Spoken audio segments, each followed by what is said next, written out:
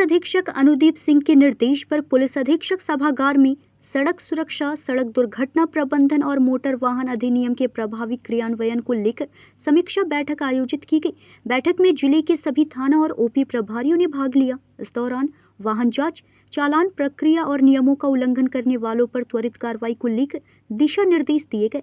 साथ ही hit and run मामलों में पात्र लोगों तक सरकारी मुआवजा समय पर पहुंचाने और सड़क दुर्घटना में मृतकों के आश्रितों को सहायता राशि उपलब्ध कराने की प्रक्रिया पर भी चर्चा हुई। ड्रंक एंड ड्राइव अभियान को और प्रभावी बनाने, ब्रीथ एनालाइजर के सही उपयोग तथा मालवाहक वाहनों पर रेडियम रिफ्लेक्टिव टेप अनिवार्य रूप से लगाने पर विशेष जोर दिया गया ताकि सड़क हादसों में कमी लाई जा सके। पाकुड़ से सुदीप कुमार त्रिवेदी की रिपोर्ट।